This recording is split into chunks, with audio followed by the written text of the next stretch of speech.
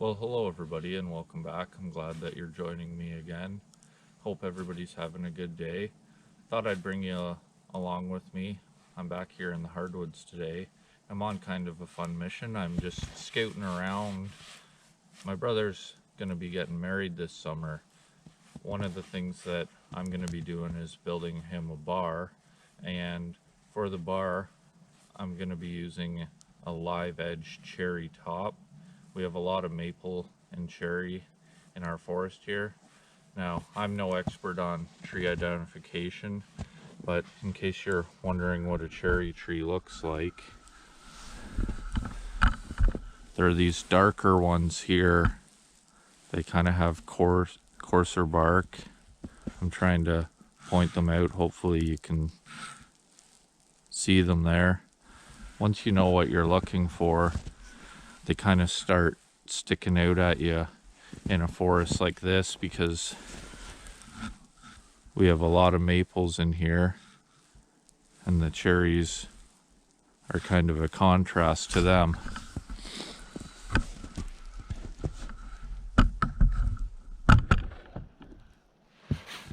Now what I'm gonna be looking for is the finished top to be somewhere around 28 inches. Obviously trees aren't made to order, but for that I'm thinking I'll need something in the 16 to 18 inch diameter range. So that's what I'm going to go start looking for now. I'll bring you along and hopefully I can find something maybe cool, has a little bit of character, if you know what I'm talking about. So let's get started. Well guys, it looks like maybe we've got our first candidate straight ahead of us here. I'm gonna get out and take a look. Well guys, it sure is a lot easier driving around through the hardwood bush here than the cedar bush I was showing you in previous videos. The trees are a lot more spaced out. There's probably even room to get a tractor in here, which brings me to a couple other points that I forgot to mention when trying to select a tree here. I'm also looking for something hopefully that will fall down, not get hung up. These cherries are a lot heavier than the cedars I was cutting before, so the side-by-side here is probably not just going to yank them down like I was in the last video. Probably going to have to get a tractor in here, and that'll be a whole nother ordeal. We have to cross a field to get the tractor back here, and it's planted in rye right now, and there's just not enough frost in the ground to get the tractor across there without making some ruts, so we don't really want to do that. And another factor is I'm really trying to find something that's dead, because this is a pretty large bush that we have here, and there are a lot of trees that are standing dead. And having said that, it would be ideal to cut one of those down as opposed to just cutting down a nice healthy live cherry tree. So anyways, that brings me to my first candidate here. I haven't really measured it yet. I've just found out I don't even have a tape measure, but I do have a chainsaw with an 18-inch bar, so that's probably what I'm going to use to get an idea. I can see up here that that branch coming off is definitely dead, so I'm thinking that means that the rest of the tree is either dead or on the way out. Would obviously be a lot easier to tell in the summertime when the leaves are on. But I'm just gonna set you up here while I grab my chainsaw.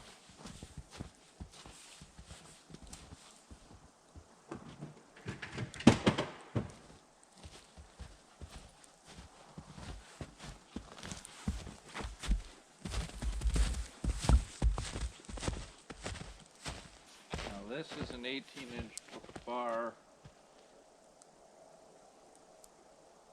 Man, I think that tree is even quite a bit bigger.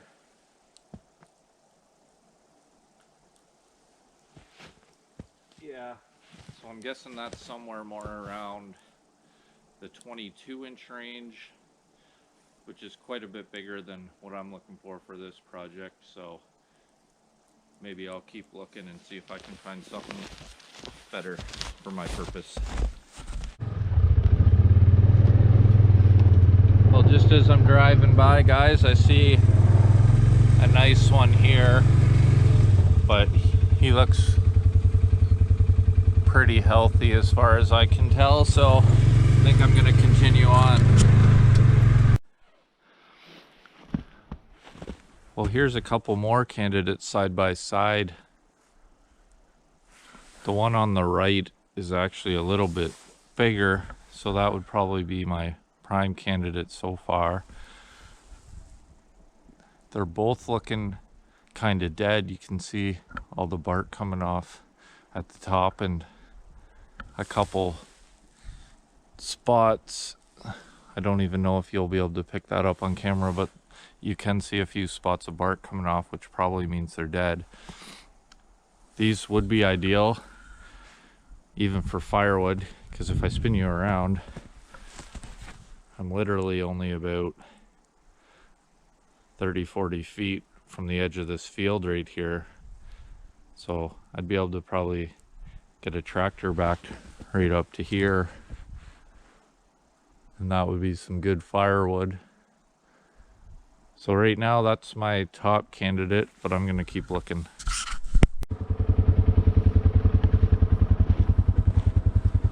Well, I just thought since I was driving by, I'd maybe show you guys this one.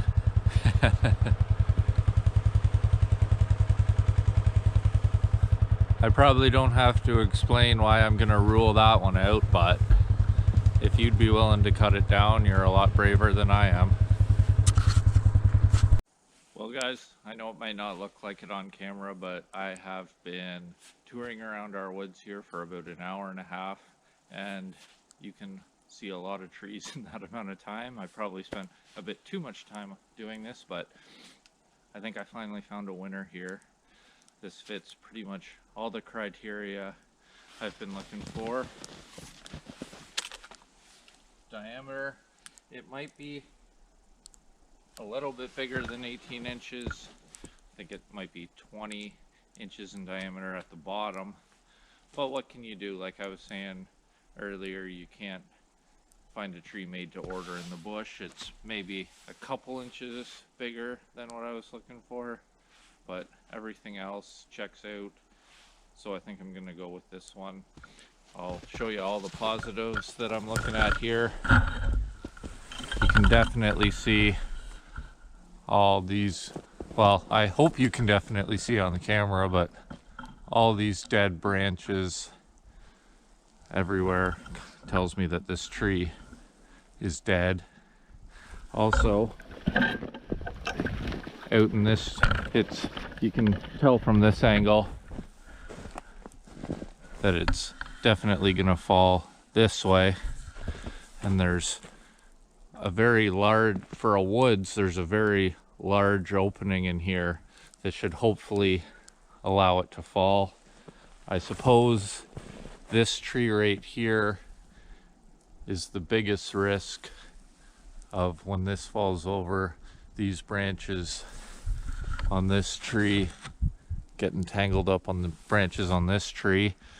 But I mean, that's kind of the risk you have to take if you want to cut down trees in the woods.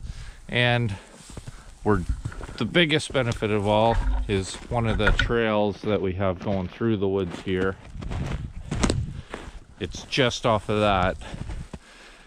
So if it does get hung up, we can get a tractor.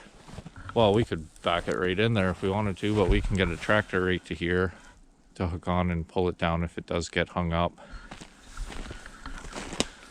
The other thing I really like for making the actual bar tops is it's got this branch here. I might just cut off and leave the knot sticking out kind of thing. And where these two, where it separates up here, I kind of think that area, if I incorporate right up to where they split off. Sorry if I wasn't holding you wrong, but yeah, this branch here I want to get that in there. And then where this tree splits up there, the two branches go off. Right underneath that, I want to incorporate that into the bar. I think once we saw that off, it'll look really neat. So if I haven't mentioned it earlier, what I'm planning on doing is what they call book matched for the bar tops. And what that is basically, if you envision me cutting right through the middle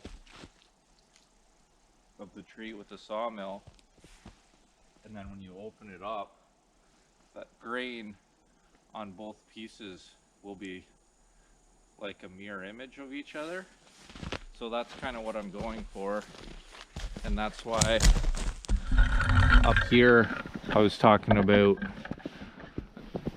there will be a lot of character in that area and where this big knot's gonna be. So when I open that all up, it'll really stand out that both sides mirror each other. And I think for a bar, that'll be a really cool look.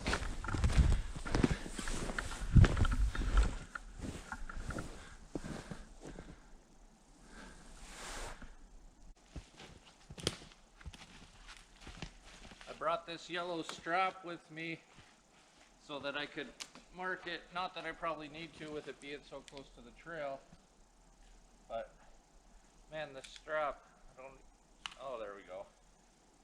There, that's big enough. There, I'll be able to find that easily now. And the good thing is we burn firewood to stay warm in the winter, so anything we don't use we'll be cutting up into firewood. And our firewood season's about to start too. We'll be cutting firewood for next year, so it has a year to dry before we start using it, or 8 months or whatever it is until we start burning again. But maybe we'll do a combination log for the sawmill and the rest of the tree can go into firewood. Anyways, thanks for watching this today, coming along with me on my little adventure, and I hope I'll see you again.